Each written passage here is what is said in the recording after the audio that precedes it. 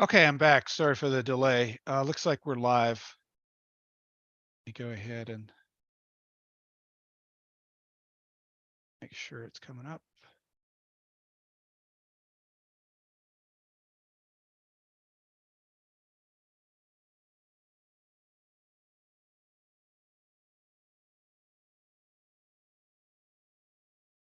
All right. Can you guys hear me okay? Yeah. Yes. Yeah, loud and clear. Okay, great. Okay, with that, let's see how many people. I'm going to just go and also post this. Hi, everybody. If you're out there, we're just getting started. So welcome to the meetup.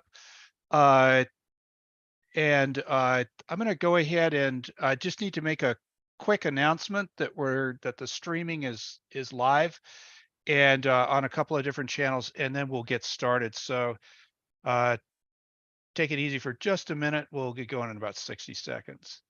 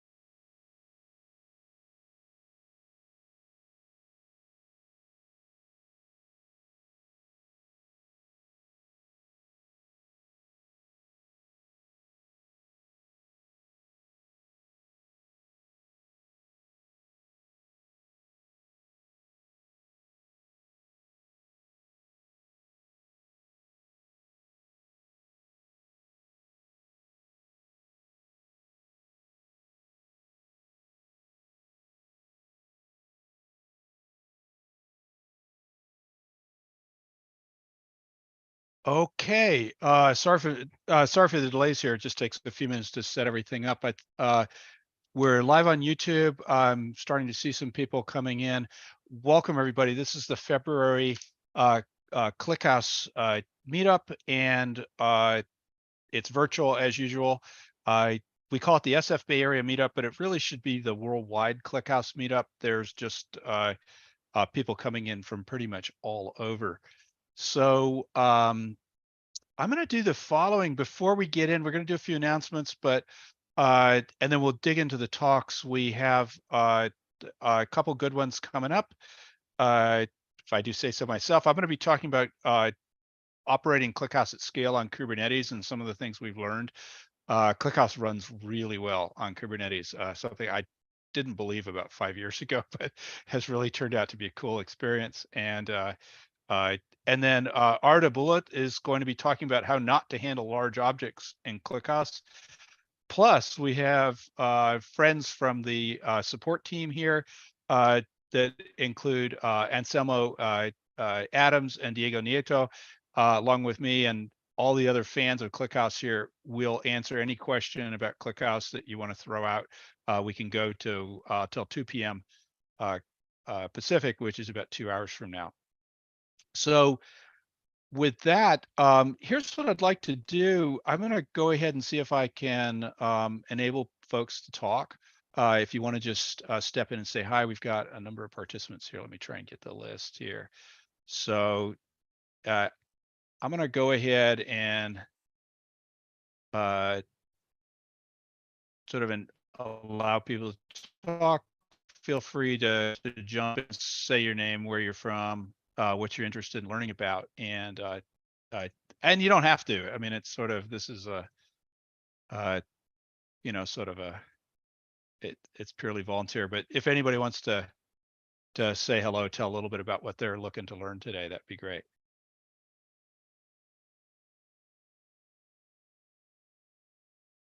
Okay, I can see some of our friends from Altinity. Hi, Vitali. I know you're out there. One thing I should say, my background, so I work for Altinity as well. I'm CEO, but I've been running this meetup now for about 4 years, and the reason is that it started out as the in-person SF Bay Area meetup. One of the folks actually, we used to meet quite a bit, like over in Cloudflare. We also met at Cisco offices. Pauline, who's on the out in the audience, helped us set that up. That was a really cool meetup. And but now we do it internationally, or excuse me, on Zoom, and actually get people from all over the world. As you'll see today, in fact, among the folks that are in helping to run this, Diego is from Brazil. Arda, I know you're over here in the Bay Area, but excuse me, did I say Diego's from Brazil? Diego's from Spain, and Selma's from Brazil. Raihan is from Egypt. Then we have us Berkeley and San Francisco folks, so that's kind of boring. Okay, well, don't hear anybody jumping in to say anything, but please do feel free. We like to make this as interactive as possible. So what I'm going to do is jump in and just talk a little bit about some announcements. We don't have too many on this particular time around. We will be doing another meetup. It's now scheduled for April 19th. We're trying to do them every 2 months. That's sort of our regular cadence. And we have promises from the folks at Ahana who support PrestoDB. They're going to come in and talk about how to connect to ClickHouse through Presto. We also have another proposal that's still being developed. I'm from Remy Detaille, who's actually on the talk here. So we've already got 2 talks lined up. Have room for one more if somebody wants to come and contribute, but watch out for that. We'll be publishing the details soon. I think there are I don't have any other news, big news right now. Of course, there's the regular ClickHouse Incorporated meetups. Those are monthly. I assume that you may, excuse me, their webinars, release webinars. So one thing that is kind of interesting in the ClickHouse world, at least for us, because we have a lot of people, we work with a lot of people who are installing ClickHouse locally, is there will be another ClickHouse LTS coming. That's a long-term support release coming in March. So that will be 23.3. That's a really interesting development because that's the one that a lot of people will run, so that if they're running installed or running as a SaaS. So that's an interesting event. There's a bunch of great features in it, and we'll probably do a talk. We will probably throw a talk in April to talk about what's in the LTS release and how you can use it. So with that, I'm going to dive in, unless there are any other questions or anybody would like to, speak up. If you're out on, if you have questions during the talk, feel free to throw them into the chat. And there's also a Q&A box. We can watch those as we're going along. If you're out on listening to this from the stream on YouTube, feel free to just post questions there. I can see those, and I'll relay them, as appropriate to people here to get you answers. So with that, I'm going to dive in and start talking about cloud native ClickHouse. So let me put up a slideshow. Can somebody confirm they can see the slides okay? And yeah, they're okay. All right, awesome. Thank you so much. Okay, so this is a talk about running ClickHouse on Kubernetes, and it's kind of a repeat, actually, of a talk that I did with Alexander, our CTO, the Altinity CTO, in Istanbul in October. It was really cool presentation. There's a data on Kubernetes group there. It's run by Alkan Tezal. He is somebody we know from the Percona community. He also does a lot of work with ClickHouse. So we put this talk together about sort of things we've learned about running ClickHouse at scale. We're continuing to learn, so I've updated the talk. I presume most of the people here were probably not at that talk, so this will be somewhat new, and I hope interesting, because ClickHouse runs very, very well on Kubernetes, something that I didn't totally believe when we went into this. So just a little bit as we go in. So my background is my day job is I'm CEO of Altinity, but I've been working on databases for a pretty long time. It says 30 plus years, but really what that means is 40. I don't say that because it makes me sound old. Uh, I started in 1983 on pre-relational databases. I've worked with about 20 different database types, either on the sort of internals, particularly around things like connectivity and replication, or building applications on top of them. And ClickHouse is the latest and definitely one of the top three of all time for me, along with Sybase and MySQL. So I've been using Kubernetes since 2018. I started it at VMware. Uh, Alexander Zaitsev, who contributed materially to this talk, may or may not be able to get in. He is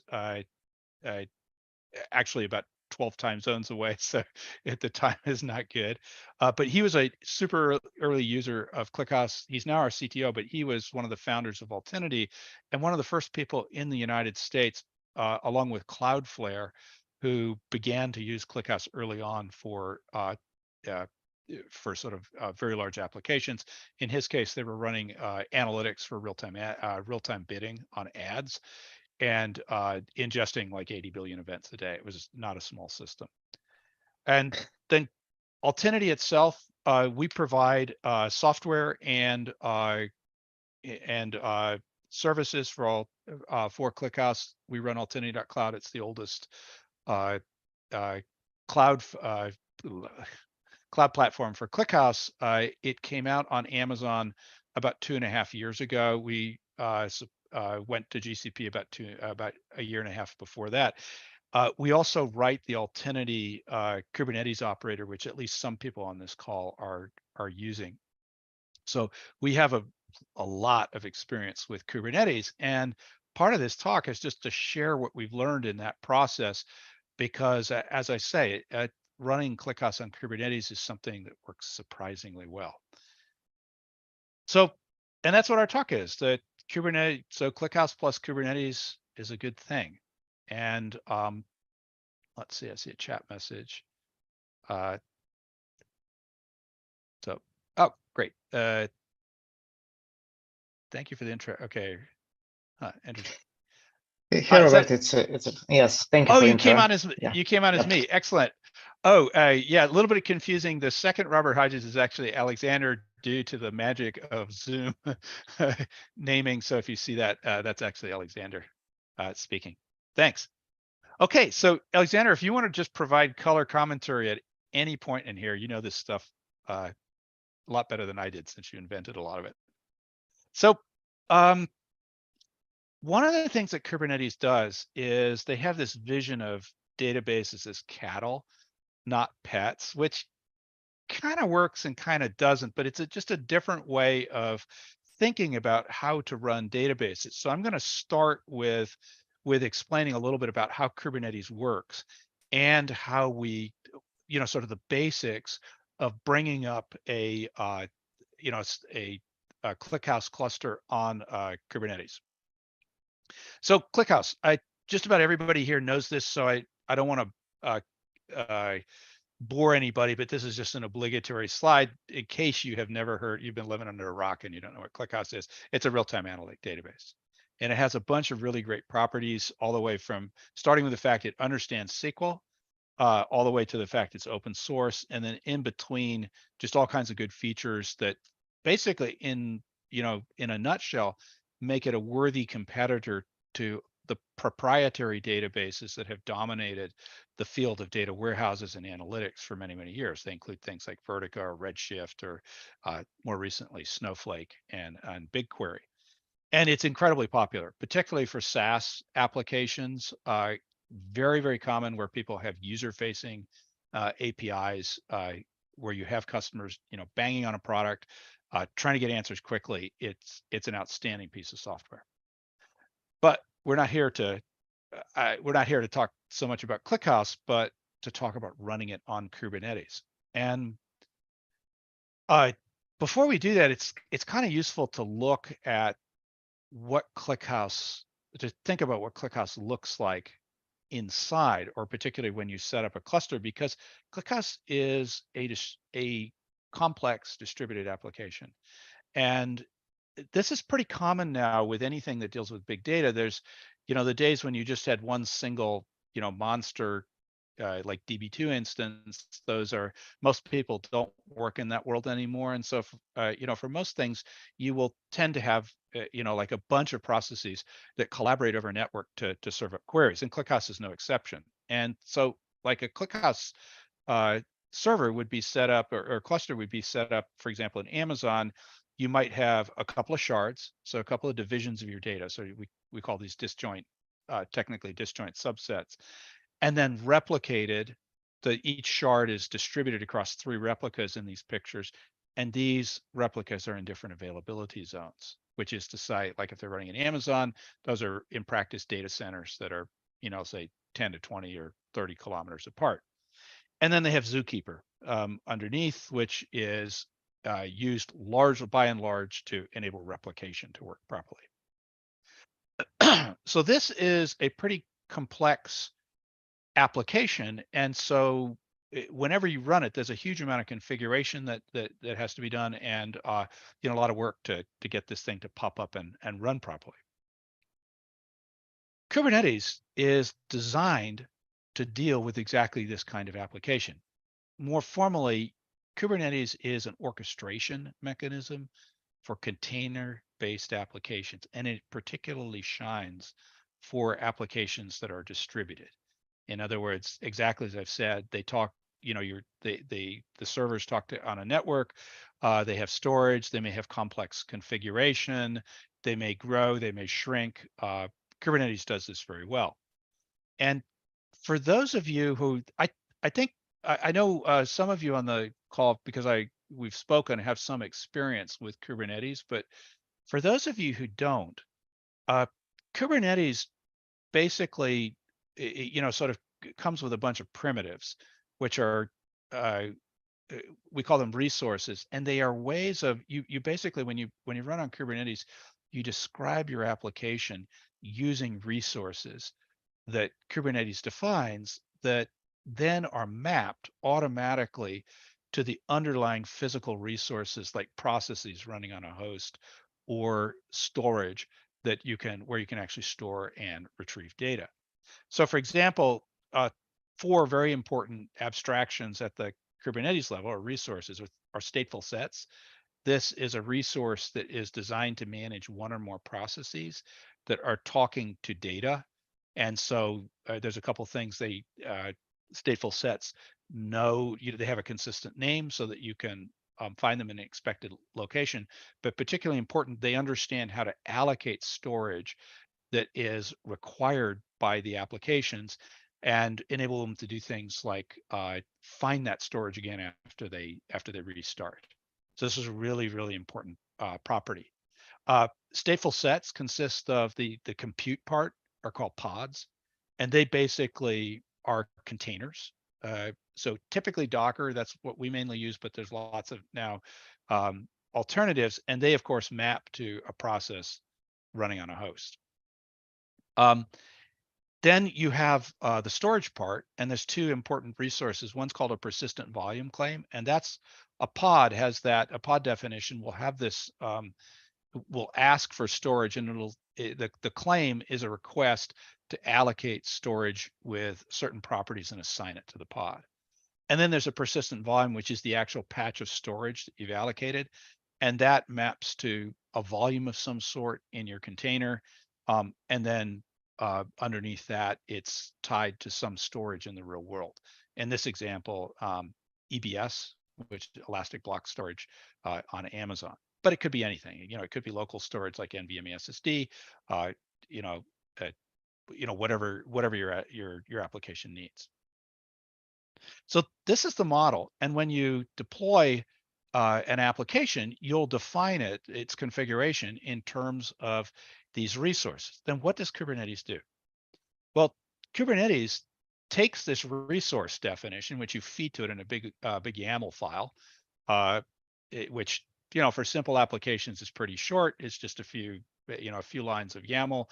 For complex applications like ClickHouse, it can, sometimes run to a yard of text. But basically, these resource definitions will get fed in. And then what Kubernetes does is it has a control loop where it looks at the resources and you say, hey, I want like 150 gigs of storage. That's your volume claim. And it will have a control loop where it looks and says, oh, is there really 150 gigs of storage available and attached to this? Well, no, I better go find it. So what's going to do is it'll observe the state, it'll figure out what needs to be done, it'll take some action to make that storage appear. And then over time, with enough of these loops, all the parts, all the resources will correctly map to the things that they need to run, and your whole application comes up and runs. That's basically how Kubernetes works. It's a big control loop, and but very, very complex. Now, the thing that gets tricky here is that if we go back to this picture, ClickHouse, this is a pathetically simple application, and ClickHouse is not like this. ClickHouse is very complex. Just to give you an example, when we run ClickHouse within the pod, we have a couple of we have a couple of containers that we call. So we have ClickHouse plus a sidecar. The storage is often quite complex. We may have tiered storage, for example, or what we call JBOD, where in order to get good EBS performance, we may stack multiple EBS volumes. And so we might have 4 of them, for example. We also have configuration files which supply information to ClickHouse. We have various patches of, sort of different type of configuration data which needs to be correctly mounted. It is a very, very complex configuration. And if you actually had to use the basic resources, it would be really, really hard to do this in Kubernetes. So Kubernetes doesn't make people do that. Starting a few years ago, there was a new type of entity introduced called an operator.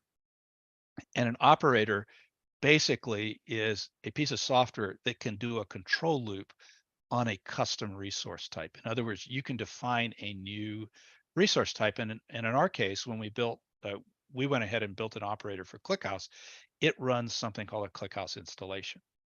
So CRD stands for custom resource definition, and you can feed this in. Kubernetes will look at it and say, oh, this is a chai resource. That's what it calls it.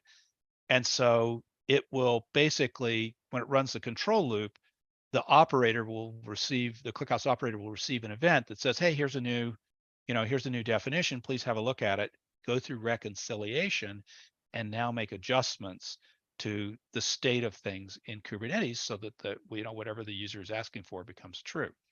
And so what the operator does then is allocates a bunch of Kubernetes resources, and then they all have their own little control loops. And as a result, at the end of this process, you get you have a ClickHouse cluster, perhaps one node, but perhaps many nodes that comes up and runs. So here's what that CRD looks like. This one is not too complicated. It's going to run to 3 slides, but I won't, the details are not important. You can look this up, but it's a relatively simple description of the of what we want the cluster to do. So for example, in this particular example, we wanted to have a couple of replicas or a couple of shards, each with 2 replicas. We want it to use persistent storage. So we actually have some definitions for the pods. In other words, the containers we're going to run and the storage that's attached to them. ClickHouse runs with Zookeeper or ClickHouse Keeper. We need to tell ClickHouse where it is. So here's some information about that. Continuing, if we go and look at the pod definitions, so the containers, what does that look like? Like what image do we want to run? This is running one of the Altinity, what are called Altinity stable builds. There are builds for LTS, but it could be a community version, like the latest 23.1 ClickHouse release, whatever you want. This just gets pulled from Docker. There's some rules here to tell the pods that they don't want to land on the same nodes. This is called anti-affinity. So this is some basic guidance for Kubernetes when it's bringing up the containers, and then some more guidance for how to manage storage. In this particular case, we're going to ask for 100 gigs. we don't say what kind. So ClickHouse, or excuse me, Kubernetes has a notion of a default uh, uh, storage class, and in this particular case, it will just pick GP2, which is a type of, at least in the system I'm running on, that's a class of elastic block storage. And there's a little thing here to tell to tell Kubernetes, hey, if I delete my my ClickHouse installation, please don't delete my storage. Keep it around, and that's just kind of like a trigger lock to prevent me from accidentally blowing away all my storage.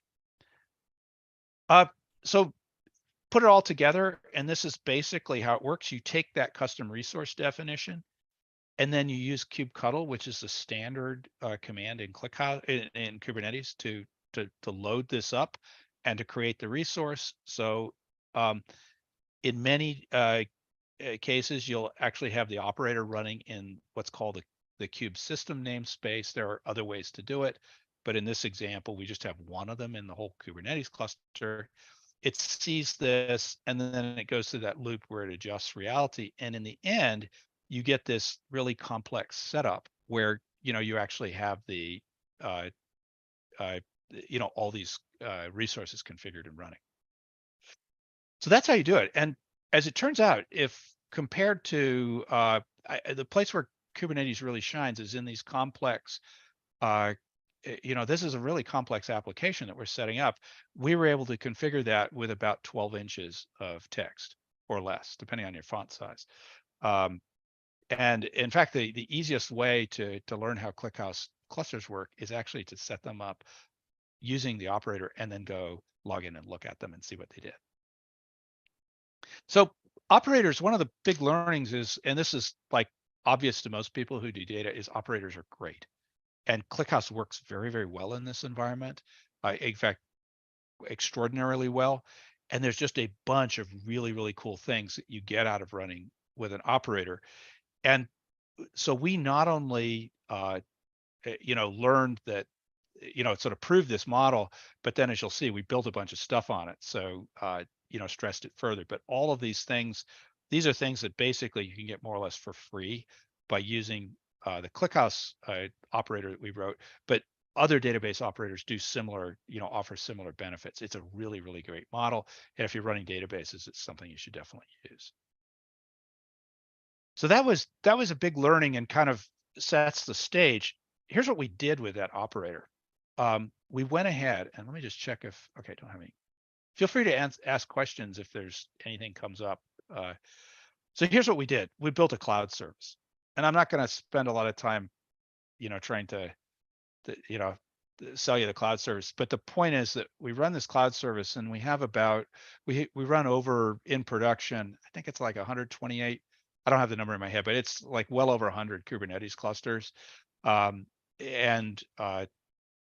we also have many customers who are running it. So this, in the aggregate, there are thousands and thousands of clusters that are running using this operator. It's pretty robust, and we collected a lot of experience.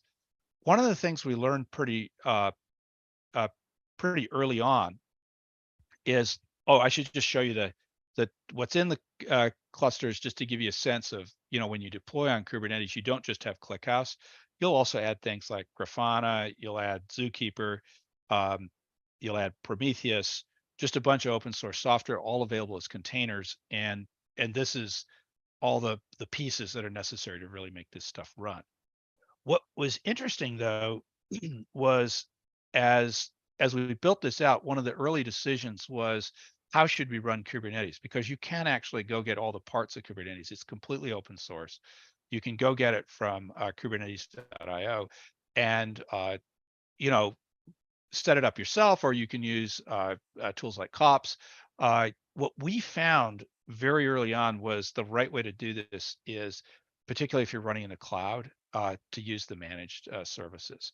So the two that we have used most heavily are Amazon EKS. About 80% of our load is on EKS, our customers, and then GKE. So we know those both really well.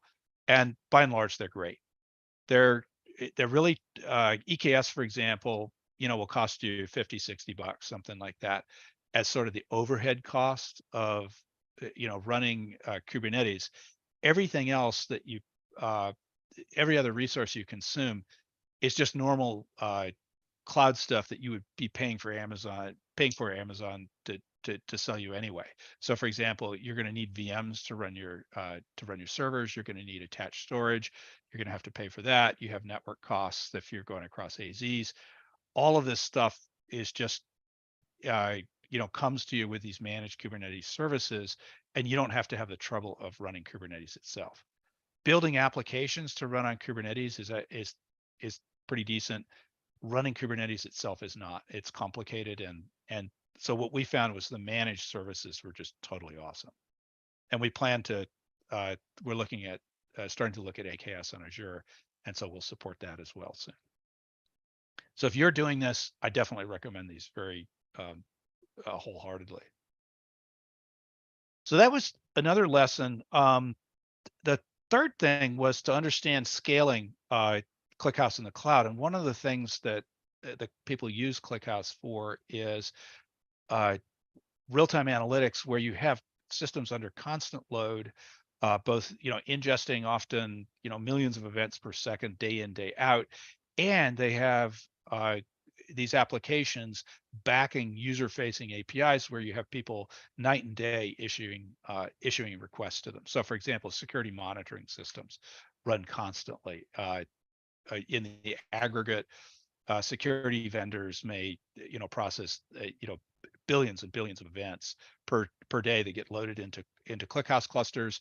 And then of course they have applications which are constantly looking at them and asking questions, making sure everything's okay. So scaling is a big deal. So the cool thing about Kubernetes is you get a bunch of very interesting scaling just out of the box. And generally speaking, in the database world, people tend to think in terms of, there's a lot of talk about separation of compute and storage. The traditional way that data warehouses and analytic databases worked was they had what's called shared nothing. That's the thing on the left where you'd have the server connected to the network but attached storage. And then sort of more modern systems tend to have some sort of shared storage layer. It's very common for cloud services now to try and put as much data as possible on S3. What's interesting about Kubernetes is it gives you kind of a middle ground, and I'd like to explore what we learned there as we got into this. So basically, if you look at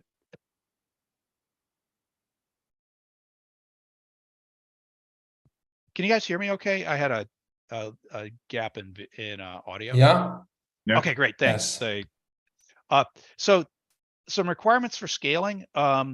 These are common things. I won't bother to read them, but these are the types of scaling, the stuff I'm showing on this slide. These are the types of changes that you typically need to make in real systems.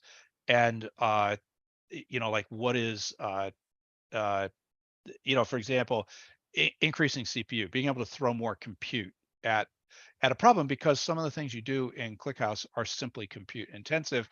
Being able to double the number of vCPUs is really important.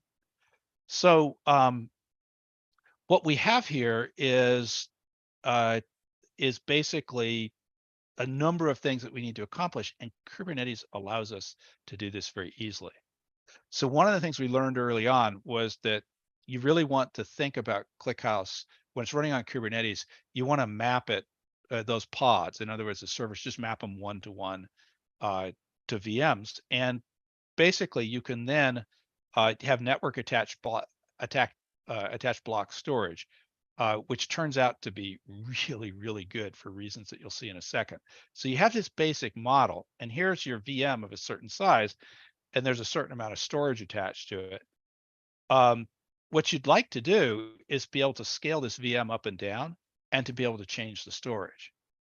And Kubernetes can do this really well, and provided you have it correctly configured. So there's a couple of really important entities in Kubernetes that allow you to do this.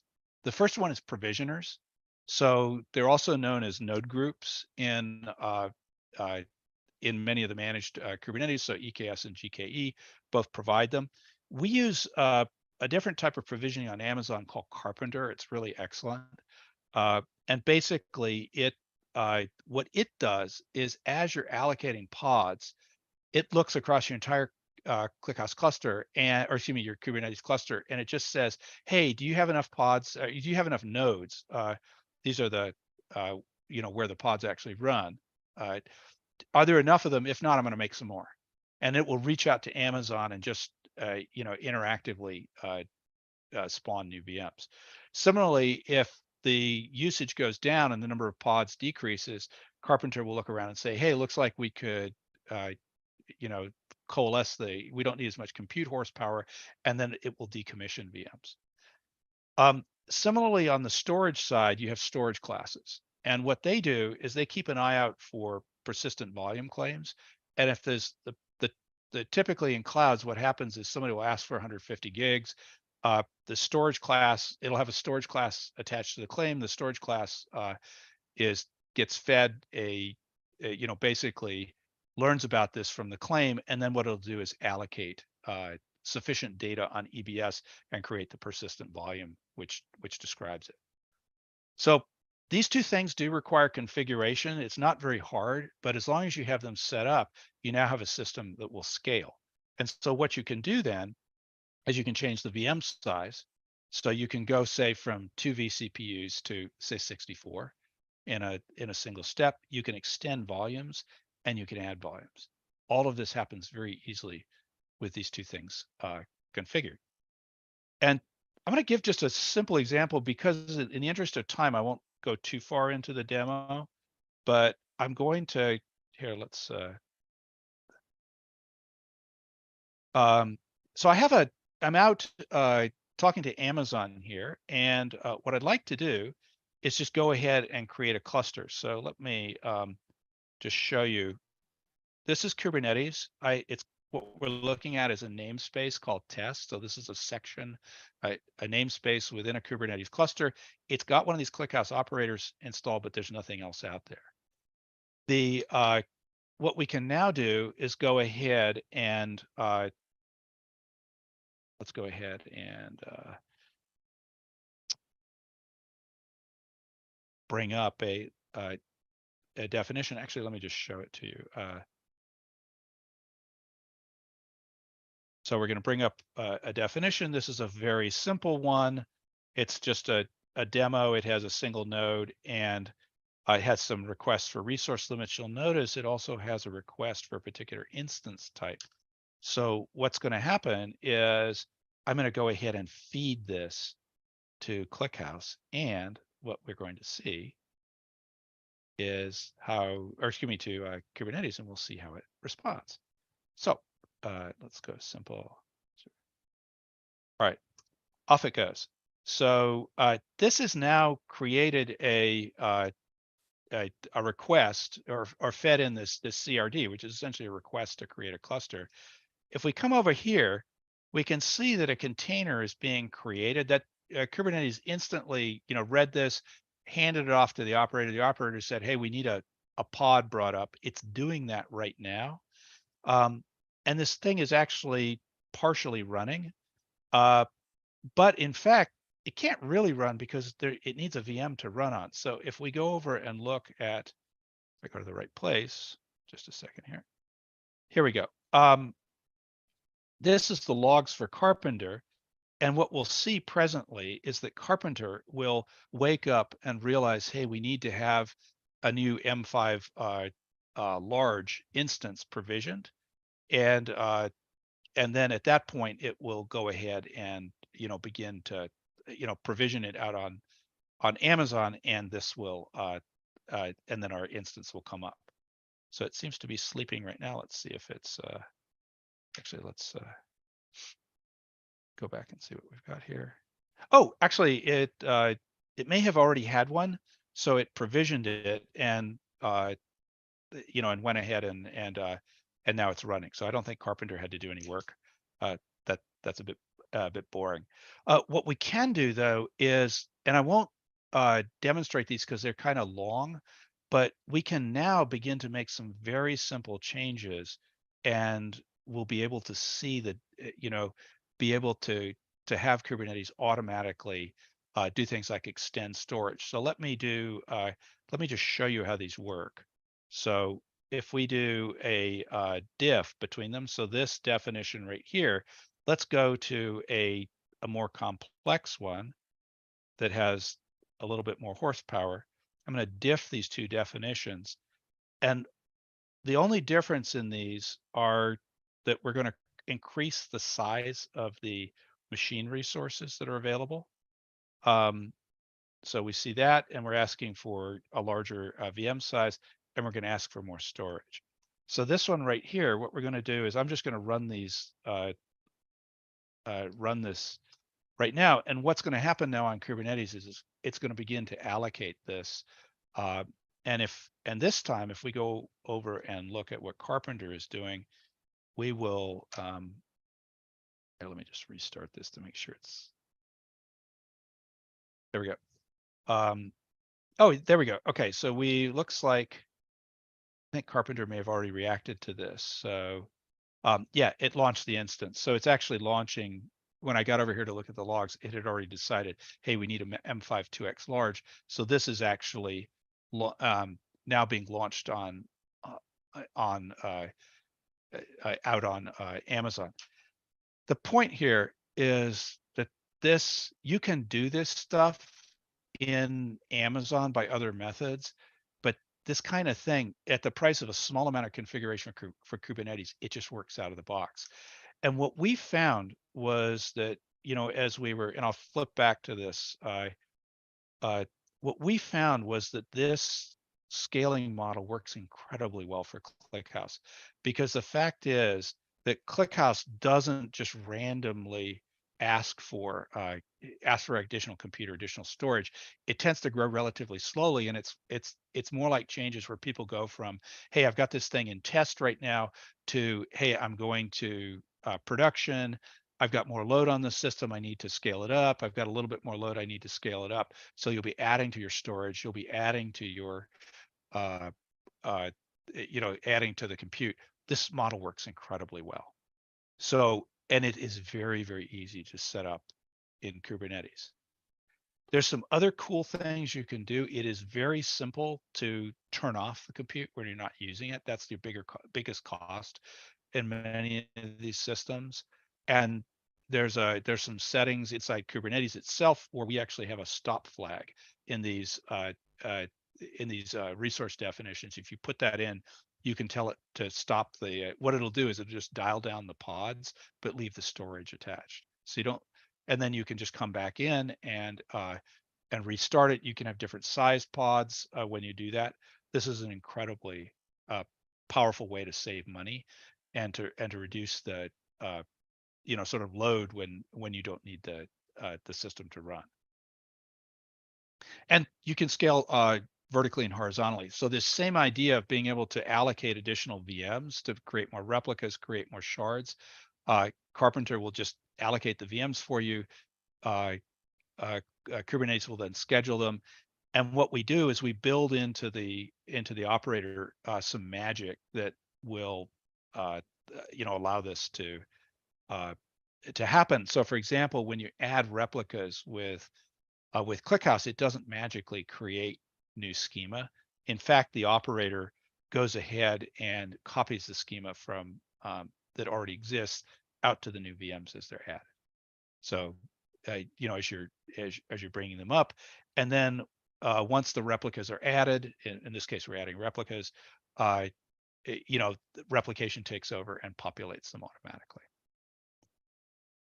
So okay, so here's a great, if you turn off, here's a really good question here. If you turn off the pod in the stateful set, and that pod is one of the shards, wouldn't that make the query unable to get all the data? Okay, the place where you turn off pods is very common in development systems or in systems that are only used part of the time. So if you're familiar with, thank you, Chiwei, this is a good question. If you look at, for example, Snowflake, it has the notion of a schedule to run your virtual data warehouse. We have exactly the same feature. Kubernetes makes this really easy to do. And then for dev systems, we have a cool feature where the uptime, we call these uptime schedules. what we do is just say, hey, if this thing's been idle for, like, I usually set it to an hour or at most 2 hours, which means if I get busy and forget that I'm running it, it just shuts off. And it saves, this will shave this, like when you're in development, this will save you 95% of the cost or your compute cost on these systems. So yeah, you don't turn it in production systems, you don't turn it off. What you do with production systems is you'll dial down the compute if you need less of it.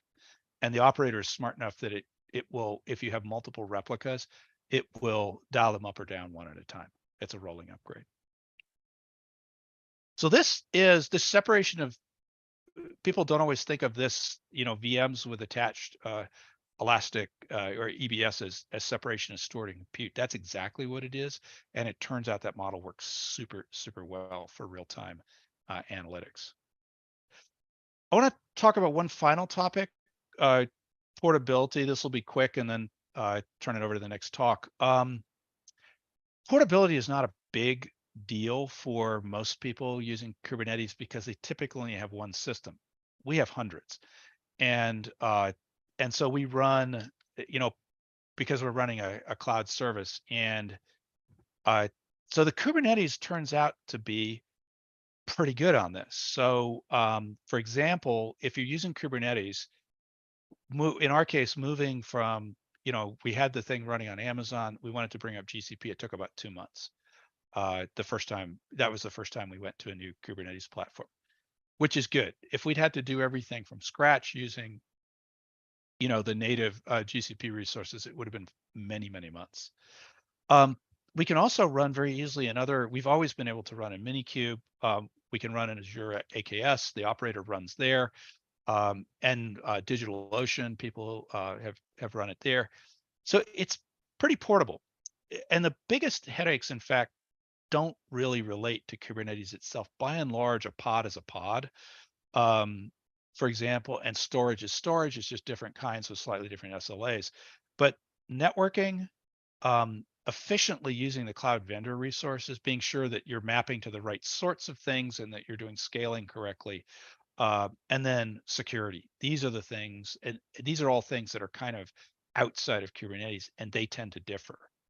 So I want to give you one example of a way to solve portability if you have that problem. And this was an issue we faced early on, that we had to, running inside Kubernetes, we ended up having multiple load balancers. So one for each cluster. And this was really painful for a number of reasons. It was costly. It was slow. Every time you brought up a new cluster, you'd have to wait for the load balancer and, for example, a DNS entry to be provisioned. And then finally, the load balancers are completely different between different cloud vendors, or like if you're using Minikube. So what we ended up doing was, to solve all those problems, we basically developed a proxy of our own, which runs inside Kubernetes. And in other words, internalized things like SNI routing, so server name indications, to be able to, allow an encrypted connection to connect to the right server behind the curtain, TCP proxying, IP whitelisting, all that stuff. We have our own, we call it the edge proxy, which handles this. And what that allows us to do is have a single pretty dumb load balancer in front.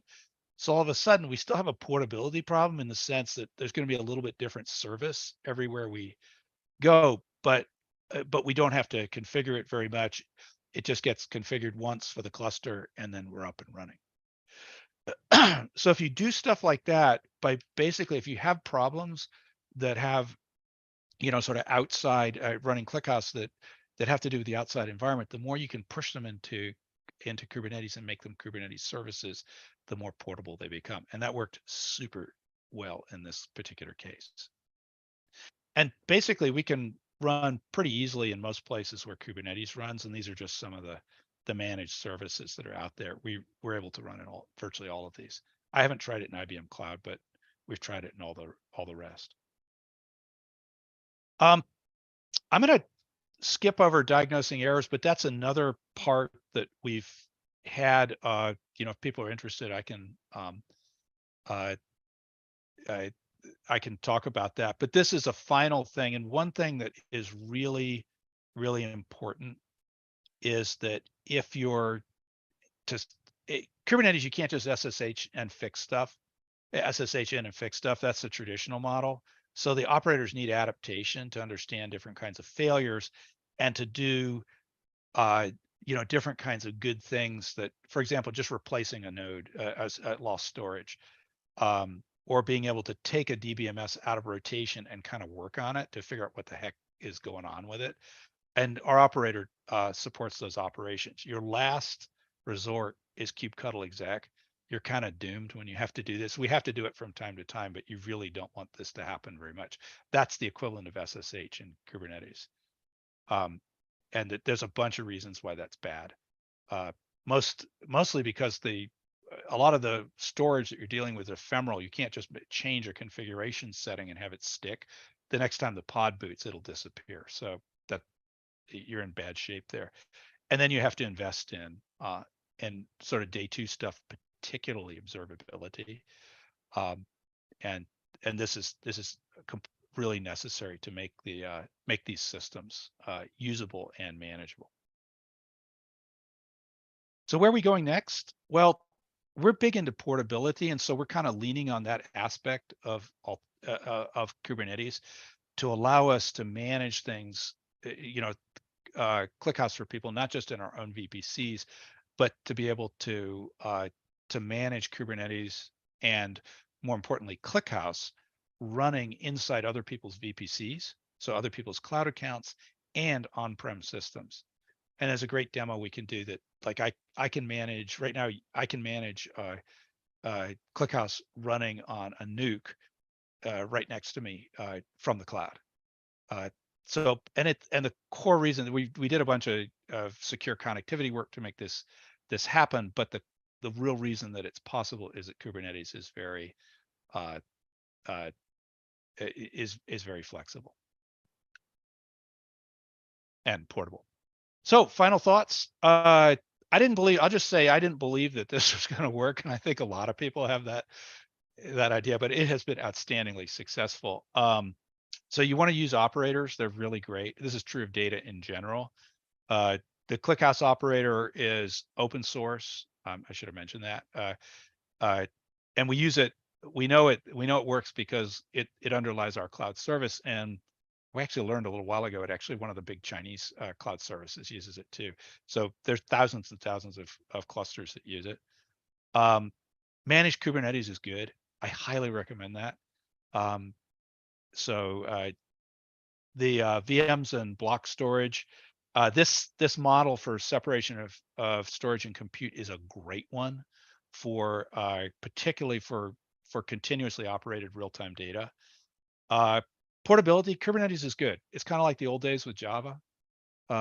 Java was kind of like a breath of fresh air. Yeah, it doesn't solve every problem, but it solves so many of them. It's like 80% of your problems go away. The rest you can deal with because it's not such a big problem surface. And then error diagnosis is hard. So you just can't SSH. It's not the traditional model. And I would say if you can't invest in ensuring that your systems are highly observable and that you really tested stuff, don't use Kubernetes. I would say just use the traditional model, put it up yourself, because then at least you can SSH and fix them. And in fact, I'm not saying Kubernetes is the best thing for everybody. It's good for us because we run a lot of clusters and have a lot of automation. But if you're just running one and, Kubernetes is complete overkill, especially because there's this other stuff you have to do to make sure it works right. And that's it. So I'll take questions. If folks, I'm going to stop the share and make room for the next talk. But if anybody would like to answer questions as we're switching over, as I say, this has been a really interesting journey. And I think in Alexander, and you and I were talking a while back, and we both agree this is like one of the most coolest pieces of software we've ever worked on. And I think the fact that Kubernetes is works very, very well for data. And conversely, this is the other thing, ClickHouse is well suited for Kubernetes. It's a single process. It's relatively simple to configure compared to other systems. It doesn't do any weird stuff with networks or storage. It's really well suited to operate on Kubernetes.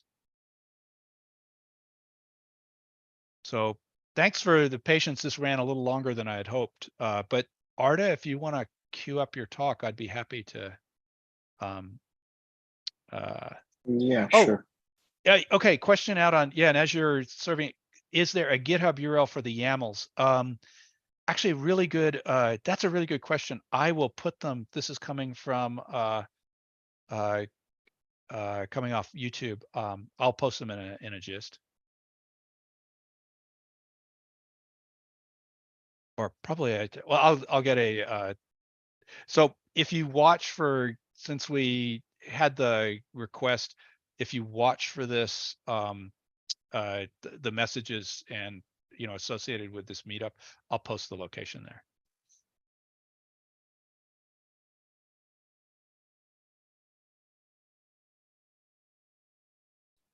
Then I'm just gonna share my screen.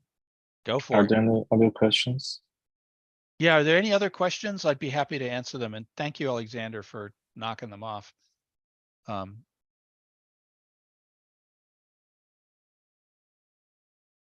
Okay, I'm just gonna share them. I also want to thank for the great talk. We don't currently use Kubernetes, but if we do, I know where I'm gonna look at first. Cool. Great. So first of thanks, all, Arda. Go for yeah. it. And I'll Yeah. shut up. Thanks. Hey everyone, I'm Arda. I'm the CTO at HockeyStack. Robert always introduced himself by saying he's been working with databases for more than 30 years. I wish I could say that. Our journey is a lot shorter than that. I'm just gonna the shorter talk, the simpler talk about how to not handle large objects in ClickHouse, because I'm going to talk about what we are doing as well, but it requires a lot of operations on unstructured data, and there are a lot of ways to actually store it in ClickHouse, and all of them have their own pros and cons. I want to talk about what works, but also a lot about what didn't work, because that's also a great way to actually understand ClickHouse's own limits. And for the most part, it's surprising how good ClickHouse actually handled, even when you are making stupid mistakes. On top of it, it can still be too fast, a lot faster. I just put together some of these slides last night, so don't mind the minimalist design. Basically, I first want to talk about HockeyStack, and then why we are using large objects in general, and then also going kind of a reverse chronological order on some of the tables that we are using in production, and how we are actually handling large objects in each of them.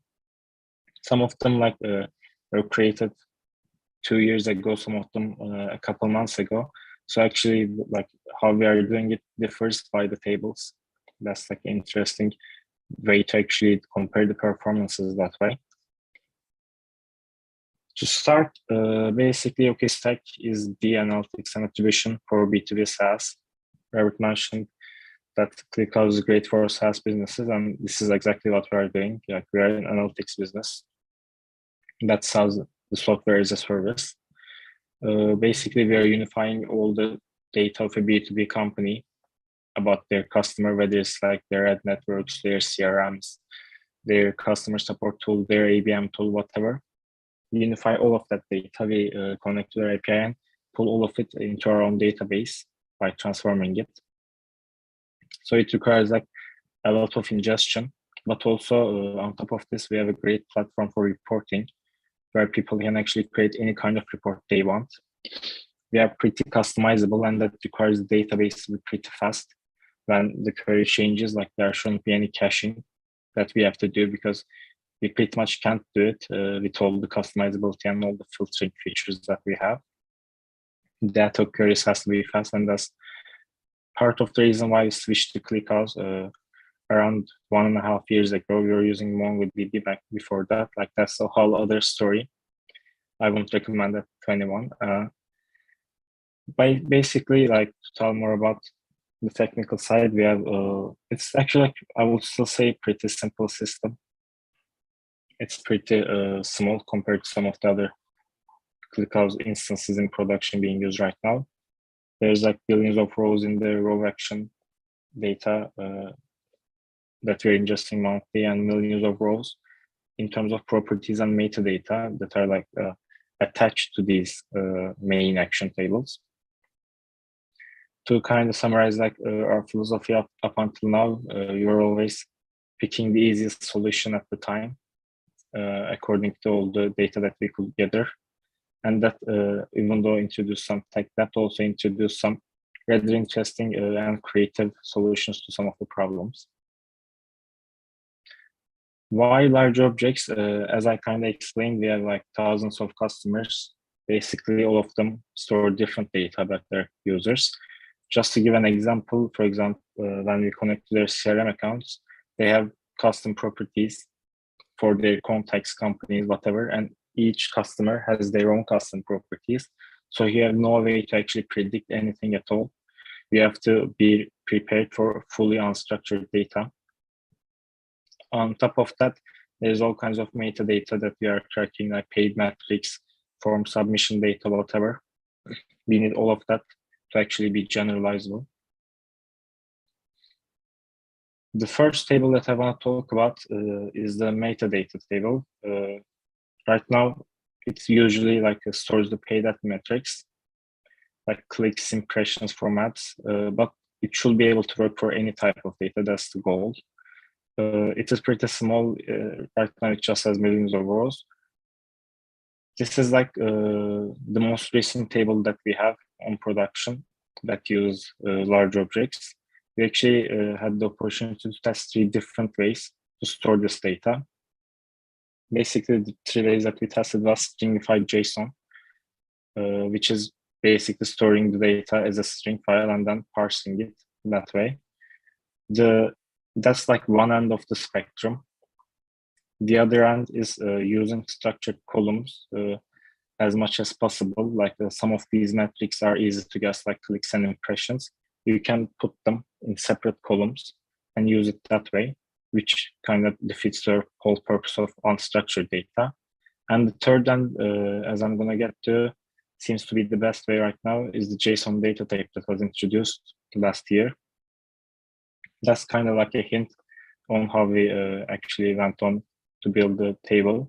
But I think there's also like some other ways that were being used previously, like using maps and stuff. But to be honest, I won't suggest that to my enemy. It's pretty complex that way. And with recent developments, the ClickHouse team really made it possible to use unstructured data in the simplest possible methods there is.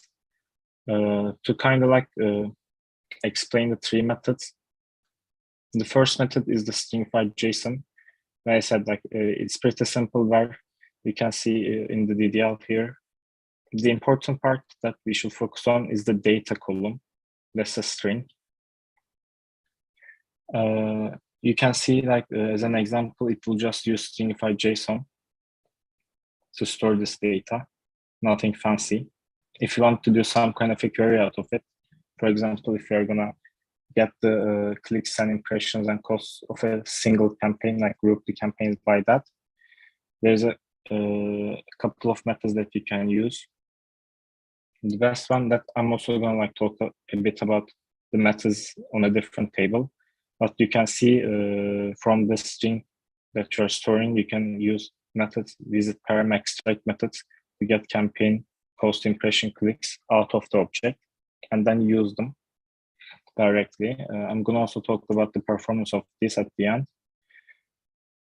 The other method is structured columns, as I said, the other end of the spectrum, which is having the column, like data as separate columns.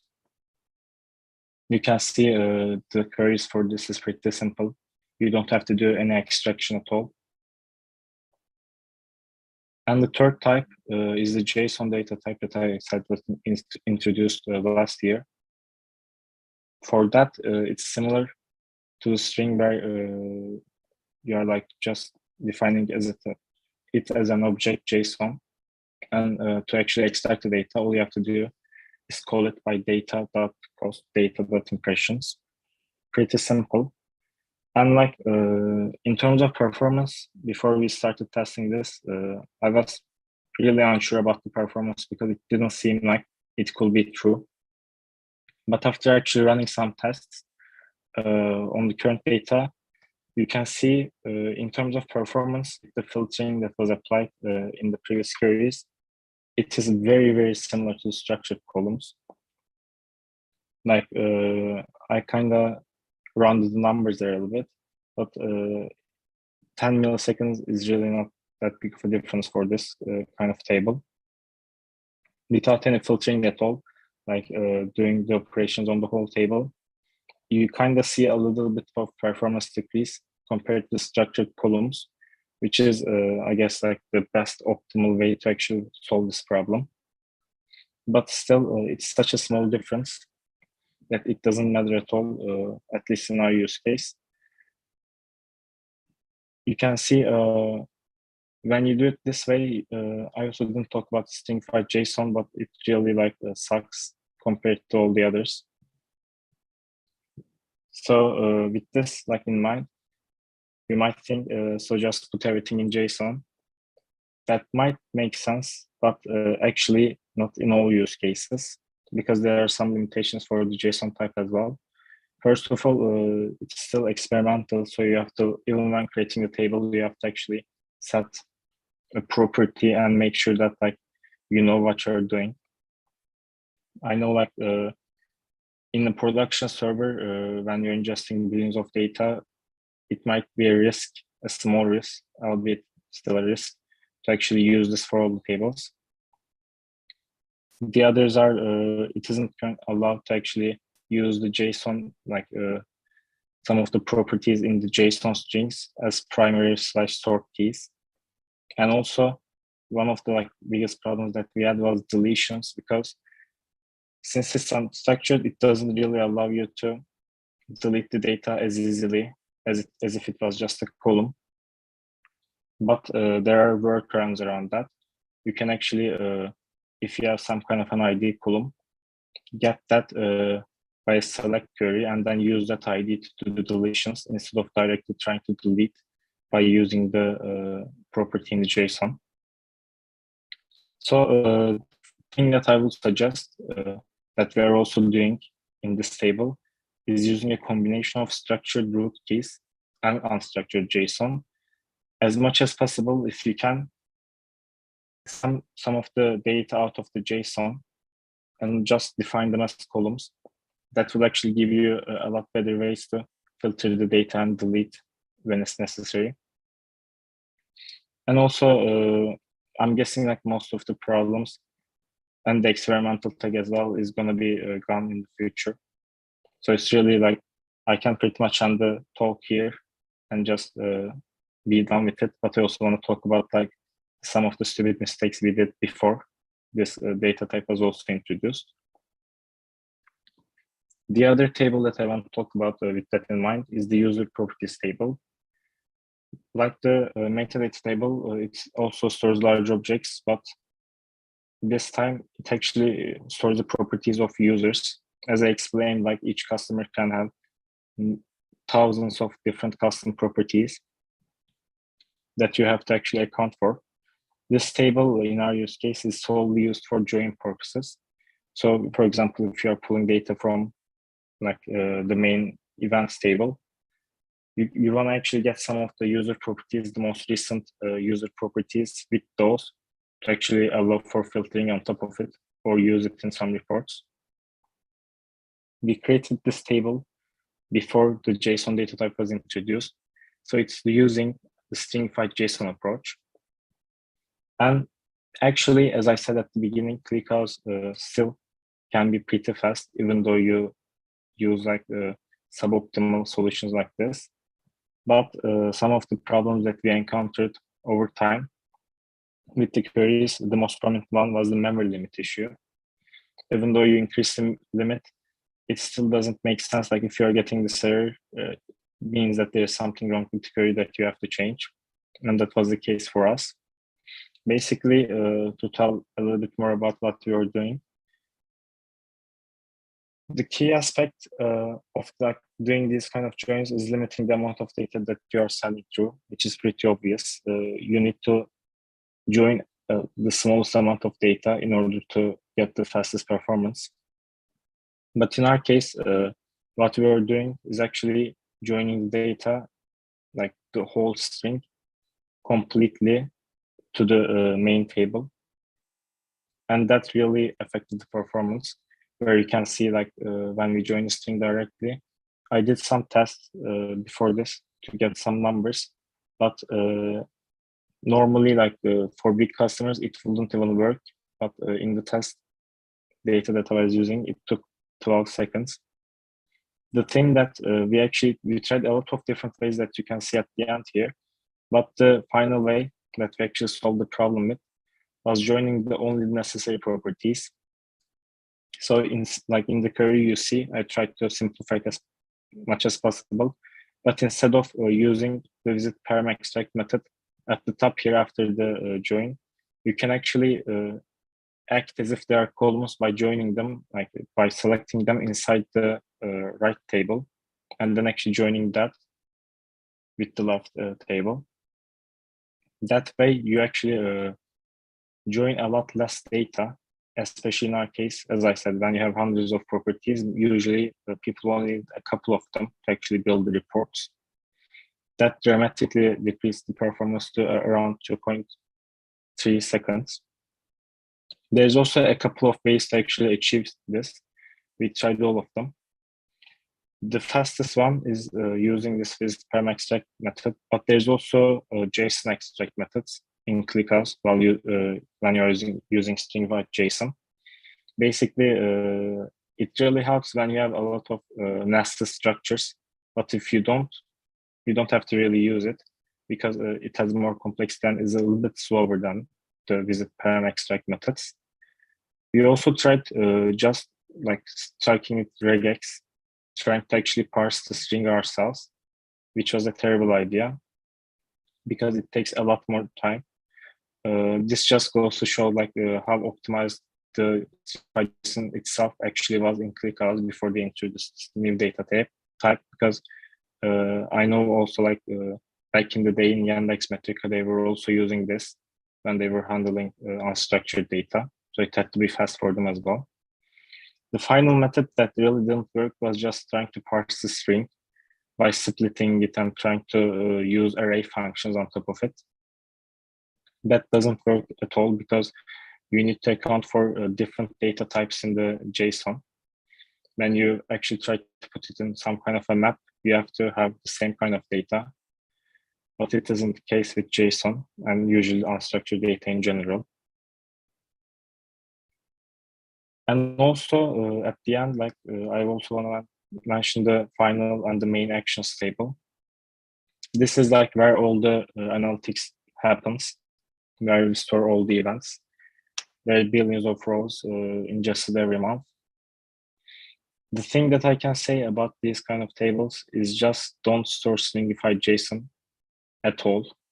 Like it seems pretty obvious, but as I was like going through and trying to optimize the queries a couple months ago, what I noticed was like this table has 30 columns and just one column that has like long objects in stringified JSON format actually occupied half of the size of the whole table.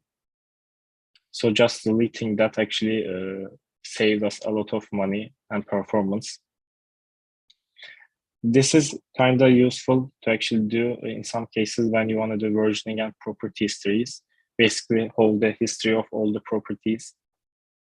Like for example, user properties change a lot. When you change something in your other system, you need to be able to account for that.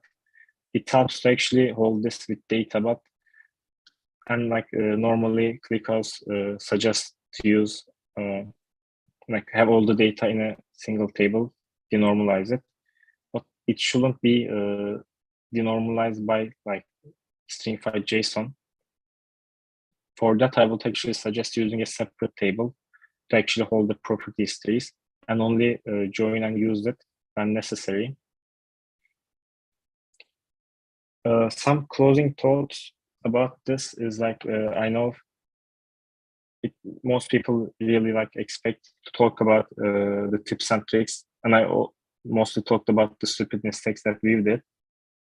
But as I was also like preparing this talk, I realized that the main message isn't just like show some applications of this great database, but also give anyone like the courage to actually just go and try that wild idea they had using ClickHouse. Because what we noticed is, even though it sometimes crashes, like everything is bound to crash sometimes, the great thing about ClickHouse is it is so powerful that most of the time it's just gonna save your ass. Even if you, as we did, like use stringified JSON, use it in the main table, and also all the other mistakes, it's still gonna work for the most time. This is pretty important for startups because you need a database that can actually handle your mistakes. And ClickHouse pretty much gives you that assurance from the beginning. And I'm just gonna see if there are any questions or yeah.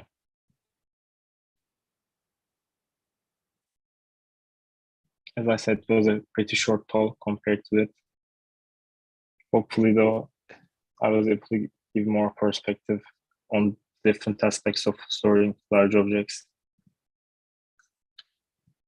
This is really great. Thank you very much. And so are you guys, one of the things because I was responding to something on the, to a comment on the, on YouTube, but what's the size of the data set that you're dealing with here? And yeah, currently, I think around 40 to 50 billion. okay, so not small. Yeah, that's great. Does any questions or comments? I know, Anselmo, you've done a lot of work on this because we actually did a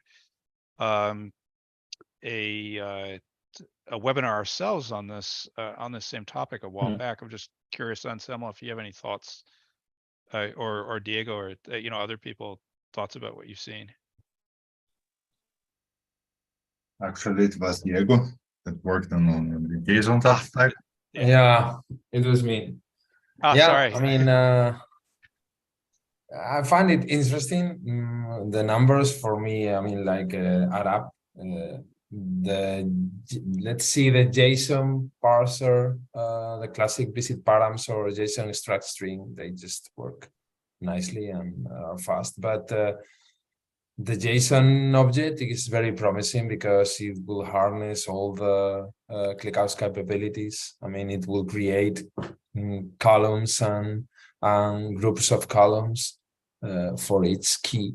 So it would be fast and it will treat each column as ClickHouse does. So yeah, I mean, for me, this is the way to go. But I understand it's experimental and still a lot of work to do. There are still open PRs that need to be fixed. But this is very promising to working with JSON and get all the speeds you need. So yeah, pretty cool. Thanks, Arda.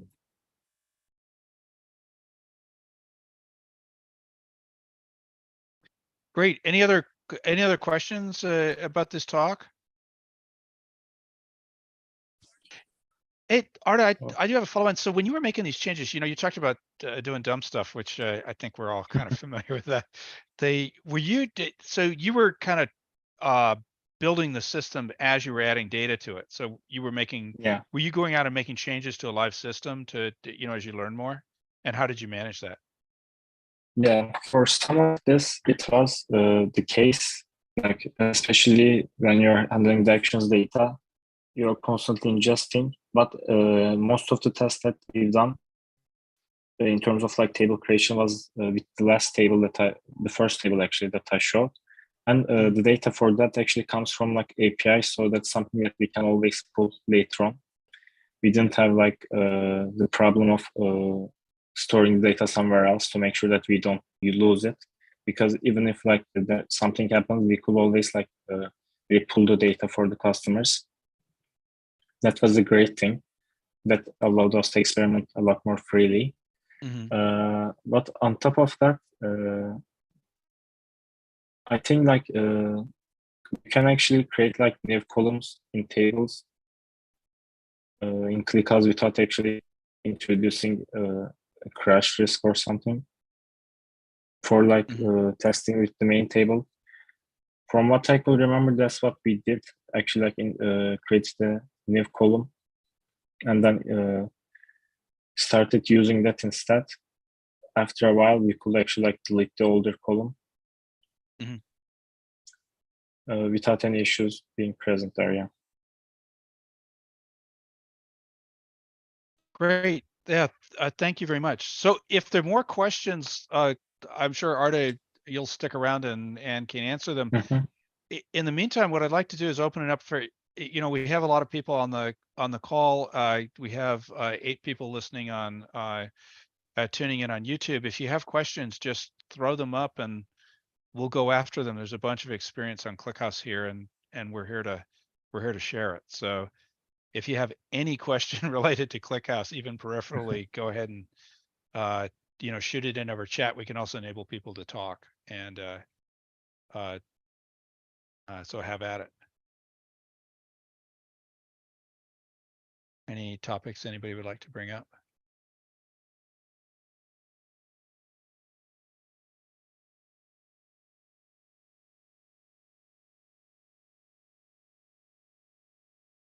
Okay, quiet crowd today. Usually we have more.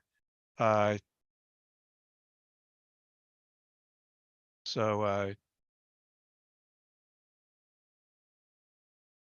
keep it open here for a bit.